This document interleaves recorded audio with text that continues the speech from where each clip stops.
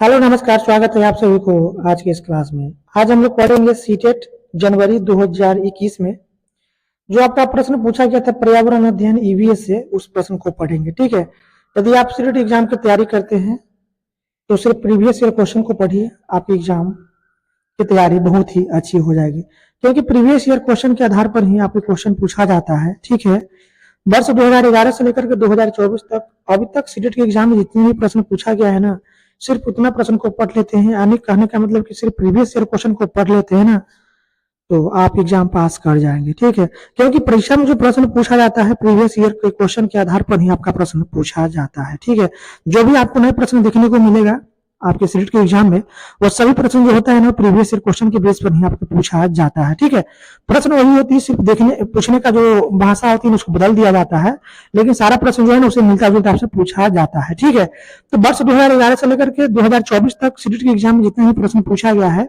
सिर्फ previous year question को पढ़ लीजिए, आपकी तैयारी बहुत ही अच्छी हो जाएगी। हमारे चैनल पर अब तक 2011 से लेकर के 2024 तक अब तक सीटेट के एग्जाम में जितने भी प्रश्न पूछा गया है ना, सबको पढ़ा दिए हैं। आज जो हम आपको पढ़ा रहे हैं ये है आपका सीटेट पेपर 1 जनवरी 2021 का पेपर है। ठीक है, और इसमें जो आपका ईवीएस से प्रश्न पूछा गया था ना, उस प्रश्न को पढ़ेंगे। ईवीएस से आपका 30 नंबर का प्रश्न पूछा जाता है, जिसमें आपका 15 नंबर का कंटेंट होती है और 15 नंबर का पेडागोजी होती है। ठीक है, तो चलिए शुरुआत करते हैं। वर्ष 2021 में जो प्रश्न पूछा गया था आपका ईवीएस से, उस प्रश्न को पढ़ते हैं।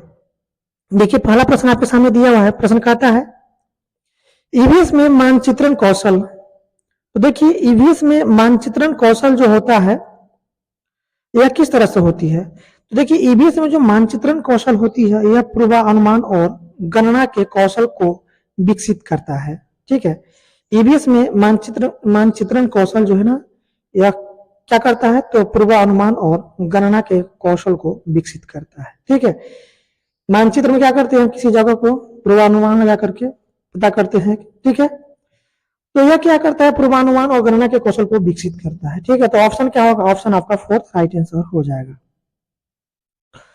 चलते हैं अगले प्रश्न की तरफ। अगला प्रश्न, कक्षा 5 के समयन आमतौर पर अपना दिया हुआ कक्षा का कार्य नहीं करते हैं, मुद्दे को हल करने का सबसे अच्छा उपाय हो सकता है। कक्षा 5 के एक लड़का है जिसका नाम है समयन, ये आमतौर पर क्या करता है, अपना कक्षा का जो कार्य है ना उसको नहीं कर पाता है। तो इस तरह का जो मुद्दा है उसको हल करने का सबसे अच्छा उपाय कौन सा हो सकता है, ये आपसे पूछा जा रहा है। देखिए, तो इस तरह का जो मुद्दा है, इसका हल करने का जो सबसे बढ़िया उपाय होगा, सबसे अच्छा जो उपाय होगा, यह होगा उसकी कठिनाई का पता लगाना और उसके अनुसार कक्षा कार्य को समायोजित करने के लिए उससे बात करना। ठीक है, यदि कोई कक्षा में यदि कोई बच्चा वह किसी प्रश्न या किसी समस्या को हल नहीं कर पाता है, तो उसकी समस्या को हल करने का जो सबसे अच्छा तरीका होगा वो कौन सी होगा, तो उसकी कठिनाई को पता लगाना है कि बच्चे किस कारण से कक्षा में या जो गृह कार्य दिया गया है उसको करने के लिए वो किस कारण से नहीं कर पाता है।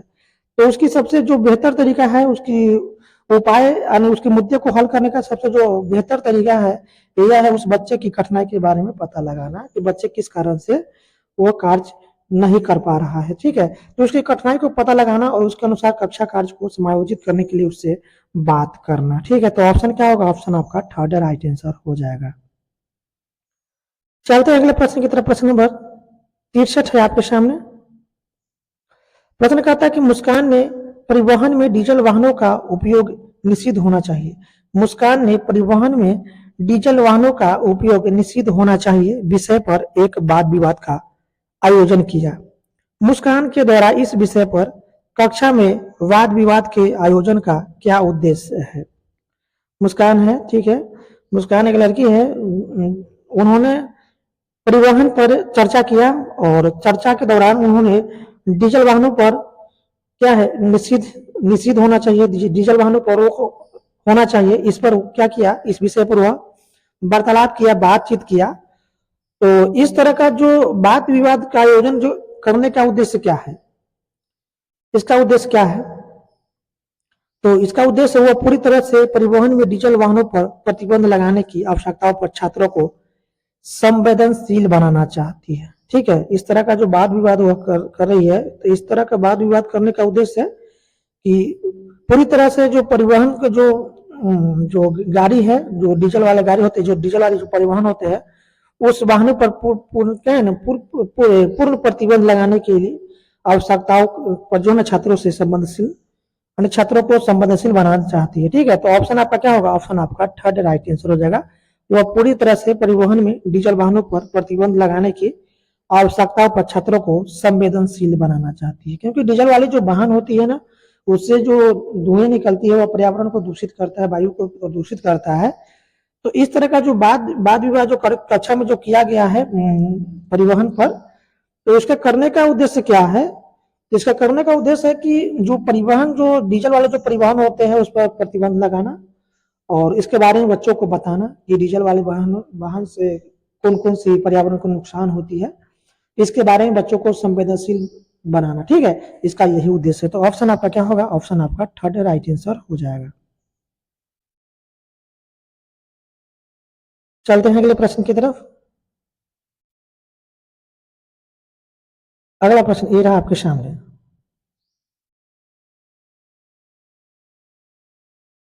प्रश्न कहता है कि कुछ हजार साल पहले भारत में तालाबों के निर्माण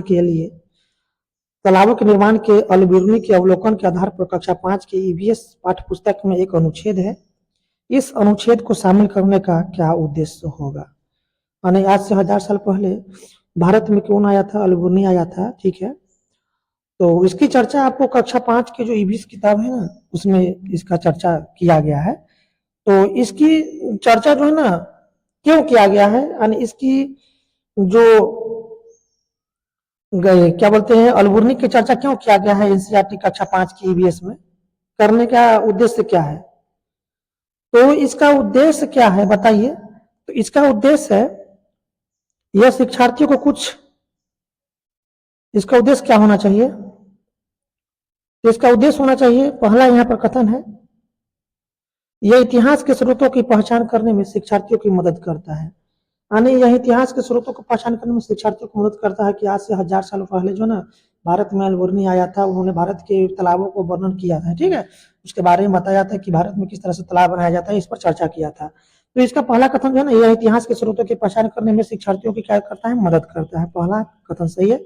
दूसरा है, यह शिक्षार्थियों को उनके अवलोकन की रिकॉर्डिंग में सुधार करने में मदद करता है। ठीक है, यह शिक्षार्थियों को उनके अवलोकन की रिकॉर्डिंग में सुधार करने में मदद करता है। ठीक है, तीसरा है, यह शिक्षार्थियों को कुछ हजार साल पहले भारत में मौजूद तकनीक की सराहना करने में मदद करता है। ठीक है, तो ऑप्शन आपका क्या होगा? ऑप्शन आपका फर्स्ट सेकंड थर्ड आपका राइट आंसर हो जाएगा। तो फर्स्ट सेकंड थर्ड आपका कौन सा ऑप्शन में दिया हुआ है कथन आपका जो है ना, ये जो फर्स्ट सेकंड थर्ड को कथन है आपका किस ऑप्शन में दिया हुआ? ऑप्शन आपका थर्ड में दिया हुआ, ऑप्शन आपका थर्ड राइट आंसर हो जाएगा। चलते हैं अगले प्रश्न की तरफ। अगला प्रश्न आपके सामने है।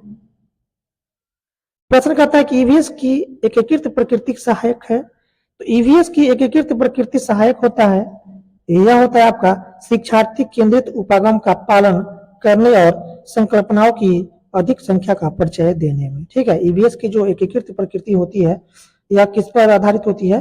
तो यह शिक्षार्थी केंद्रित उपागम का पालन करने और संकल्पनाओं की अधिक संख्याओं का परिचय देने में यह जो है सहायक होती है। तो ऑप्शन आपका क्या होगा? ऑप्शन आपका फर्स्ट राइट आंसर हो जाएगा।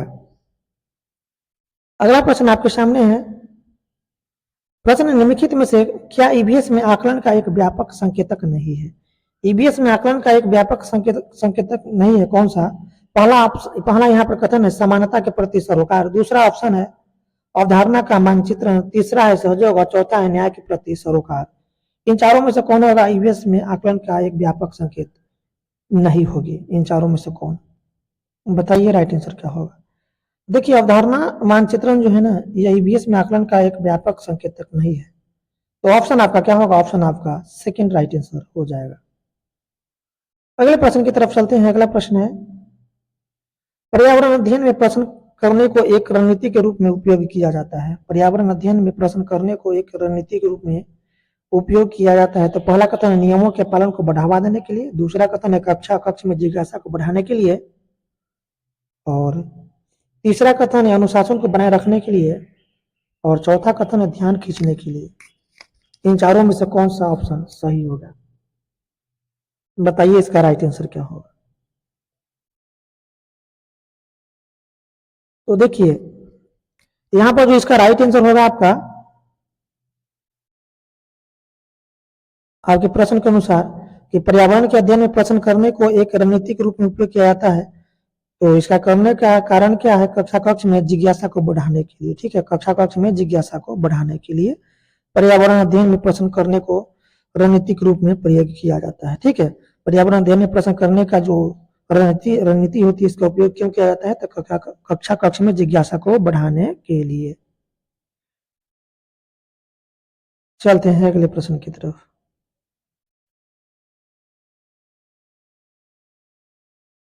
प्रश्न की अपनी कक्षा में 50 से अधिक छात्रों के साथ वाणी उन्हें एक ऐसी गतिविधि में जोड़ना चाहती है जिसमें सीखने को बढ़ाने के लिए अधिकतम संख्या में इंद्रियां शामिल हो।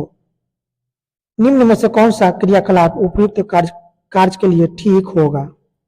पहला कथन है उचित एबी साधन के लिए स्मार्ट कक्षा कक्ष का उपयोग करना। दूसरा कथन नजदीक के स्थान के लिए क्षेत्र भ्रमण का आयोजन करना। तीसरा कथन है कौशलों के प्रदर्शन के लिए समुदाय से संदर्भ व्यक्तियों को आमंत्रित करना। और चौथा कथन है समूह चर्चा को प्रोत्साहित करना। इन चारों में से कौन होगा आपका राइट आंसर? ठीक है, बताइए इन चारों में से कौन होगा राइट आंसर? देखिए यहां पर इसका राइट आंसर जो होगा क्वेश्चन के अनुसार कहता है क्वेश्चन की अपनी कक्षा में 50 से अधिक छात्रों के साथ वाणी उन्हें एक ऐसी गतिविधि में जोड़ना चाहती है जिसमें सीखने को बढ़ावा के लिए अधिकतम संख्या में इंद्रियां शामिल हो। तो सीखने के लिए अधिकतम संख्या में इंद्रियां शामिल हो, इसके लिए क्या है? नजदीक के स्थान के लिए क्षेत्र भ्रमण करना। बच्चों को नजदीक के किसी चिड़ियाघर ले जाकर के वहां पर विभिन्न तरह के जीव जंतुओं के बारे में बताना। तो यहाँ एक क्या होगा राइट आंसर? नजदीक के स्थान के लिए क्षेत्र भ्रमण का आयोजन करना। ऑप्शन आपका क्या होगा? ऑप्शन आपका सेकेंड राइट आंसर हो जाएगा। चलते हैं अगले प्रश्न की तरफ। अगला प्रश्न है आपके सामने है इकरा अपने शिक्षार्थियों को ईवीएस में समाचार पत्रों और पत्रिकाओं को पढ़ने के लिए क्यों प्रोत्साहित करती है? इकरा जो है ना अपने शिक्षार्थियों को ईवीएस में समाचार पत्रों और पत्रिकाओं को पढ़ने के लिए क्यों प्रोत्साहित करती है? पहला कथन है यह शिक्षार्थियों को स्वतंत्र बनाने में सहायता करते हैं। दूसरा कथन है यह शिक्षार्थियों को प्रतिस्पर्धा बनाते हैं। और तीसरा कथन है यह मनोरंजक संसाधन उपलब्ध है। और चौथा कथन है यह शिक्षार्थियों को उनके अपने संसार से जोड़ने में सहायता करते हैं। बताइए इसका राइट आंसर क्या होगा? तो देखिए इकरा अपने शिक्षार्थियों को ईवीएस में समाचार पत्रों को पढ़ने के लिए प्रोत्साहित करती है। इसका कारण है यह शिक्षार्थियों को उनके अपने संसार से जुड़ने में सहायता करते हैं। ठीक है, यह शिक्षार्थियों को समाचार पत्र जो होता है यह शिक्षार्थियों को उनके अपने संसार से जुड़ने के लिए क्या करता है? सहायता करता है। तो ऑप्शन आपका क्या होगा? ऑप्शन आपका फोर्थ राइट आंसर हो जाएगा। अगला प्रश्न आपके सामने है। प्रश्न कहता है कि नीचे दिए गए कौन सा एक राज्य में तुरांग का अर्थ जंगल होता है? तो तुरांग का अर्थ जंगल होता है झारखंड में। ठीक है, झारखंड में तुरांग का अर्थ क्या होता है? जंगल होती है। तो दिया गया ऑप्शन के अनुसार कौन सा ऑप्शन सही होगा? ऑप्शन आपका सेकेंड राइट आंसर हो जाएगा। तुरंग का अर्थ जंगल होती है कहां पर? तो ये होता है झारखंड में। ठीक है, झारखंड में तुरंग का अर्थ क्या होता है? जंगल। तो ऑप्शन आपका सेकेंड राइट आंसर हो जाएगा। चलते हैं अगले प्रश्न की तरफ। अगला प्रश्न ये रहा आपके सामने है। प्रश्न कहता है कि आपका घर एक्स पर स्थित है तथा आपका विद्यालय वाई पर स्थित है। ठीक है, आपका घर एक्स पर स्थित है तथा आपका विद्यालय कहाँ स्थित है? वाई पर स्थित है।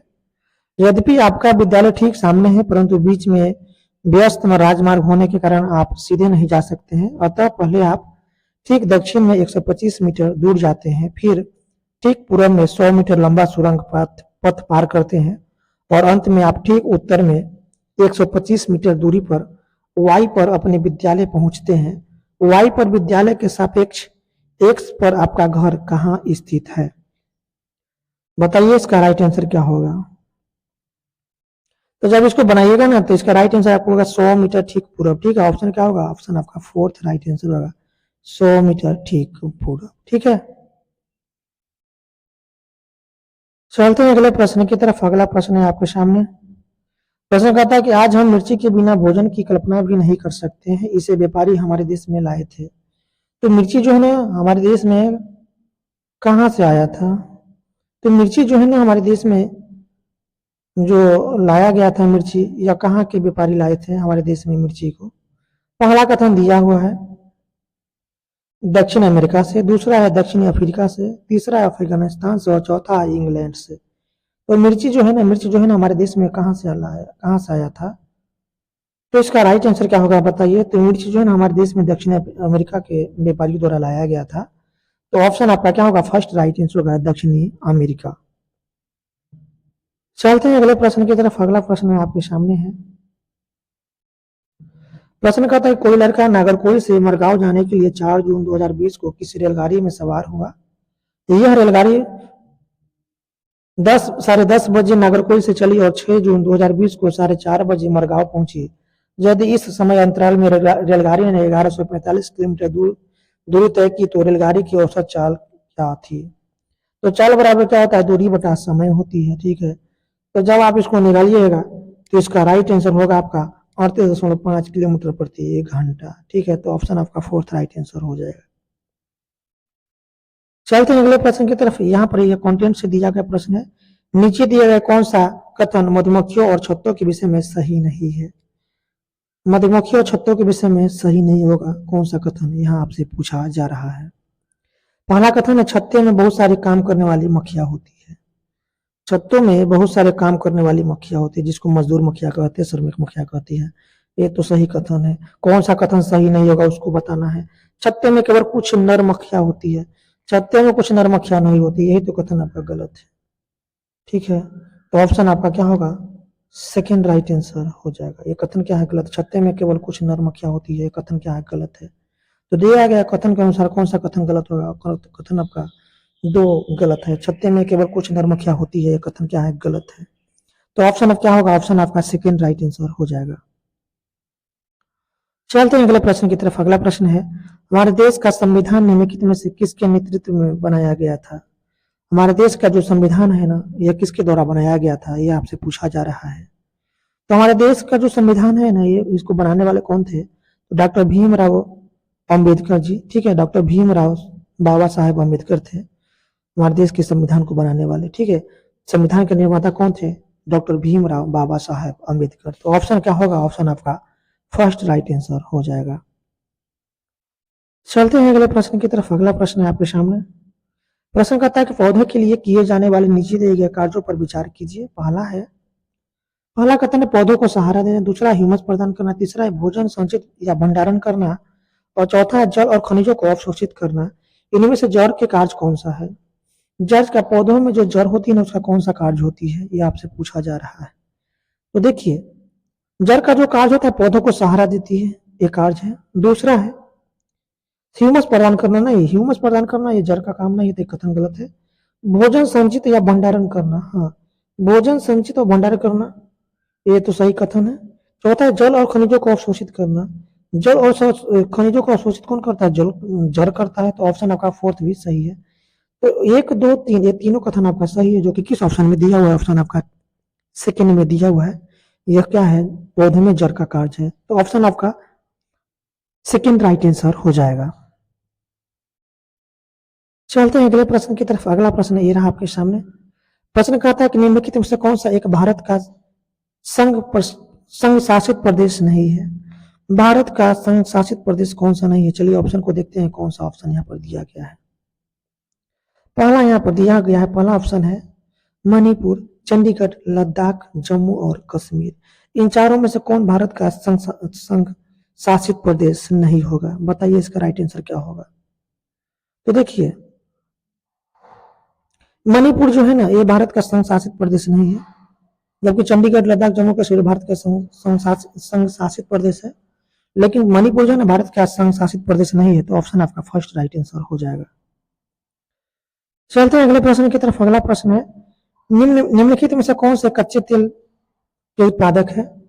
कच्चे तेल यानी पेट्रोलियम के उत्पादक कौन है? पहला कथन दिया हुआ है गुजरात और तमिलनाडु, दूसरा कथन बिहार और बॉम्बे हाई, तीसरा कथन है बॉम्बे हाई तथा पश्चिम बंगाल, चौथा कथन है असम और उड़ीसा।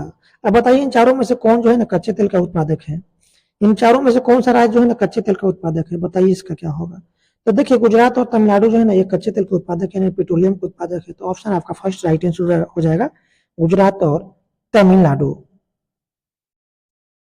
चलते हैं अगले प्रश्न की तरफ। अगला प्रश्न है निम्नलिखित में से पक्षियों का वह समूह चुनिए जिसका प्रत्येक सदस्य हमारी तुलना में 4 गुनी अधिक दूरी के सदस्यों को हमसे 4 गुनी दूरी की वस्तुओं को स्पष्ट देख सकने योग्य होती है।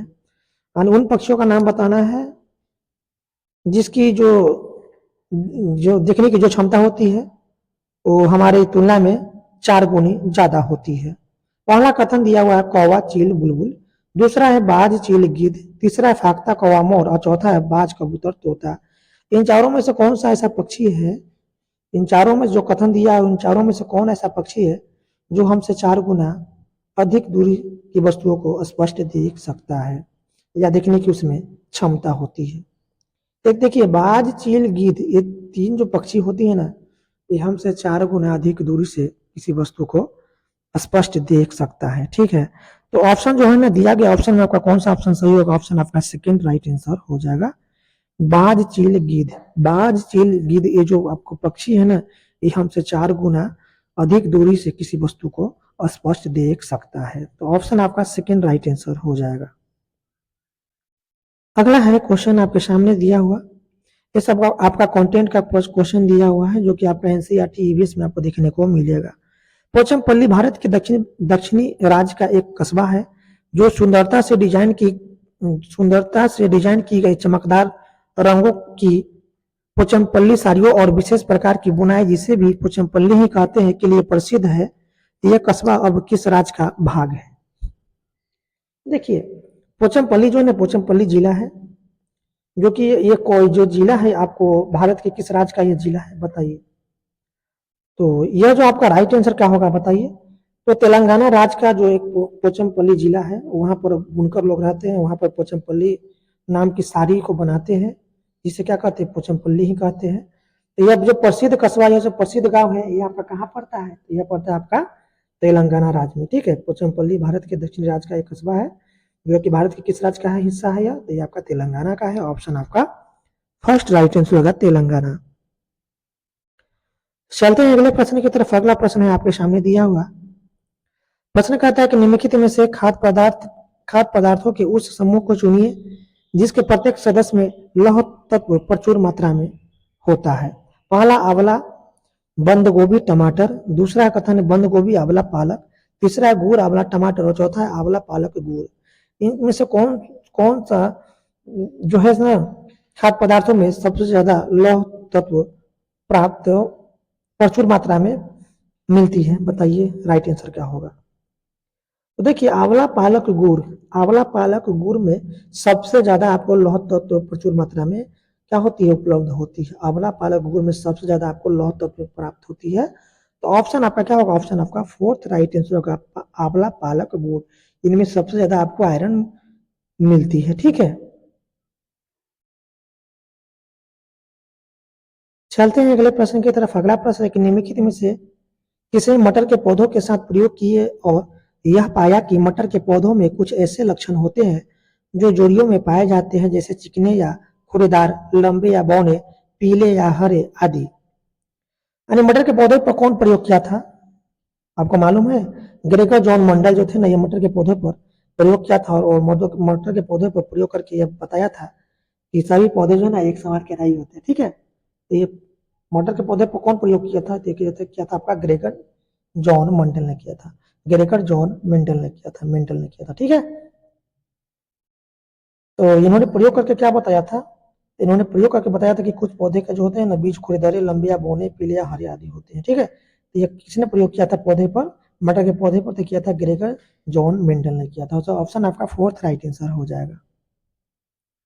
चलते हैं अगले प्रश्न की तरफ। अगला प्रश्न नीचे दिए गए किस एक राज्य के ग्रामीण लोग अपने ढालू छत वाली लकड़ी के मकान मजबूत बांस के खंभों पर धरती से 3 से 3.5 मीटर की ऊंचाई पर बनाते हैं?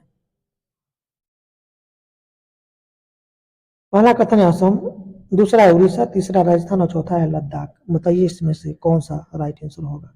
तो असम इसका राइट आंसर हो जाएगा। असम के जो लोग होते हैं ना असम में बहुत ज्यादा बारिश होती है, तो असम में बहुत ज्यादा बारिश होती है तो वहां के जो घर होते हैं ना बांस के मजबूत बांस के खंभे पर बनाए जाते हैं, जो कि जमीन से 3 से 3.5 फुट ऊंचे बांस के मजबूत खंभे पर घर बनाए जाते हैं और घर के अंदर लकड़ी का ही प्रयोग किया जाता है। ठीक है, तो इस तरह का जो घर बनाए जाते हैं ना, कहाँ बनाए जाते हैं, आपका असम में बनाए जाते हैं। ठीक है,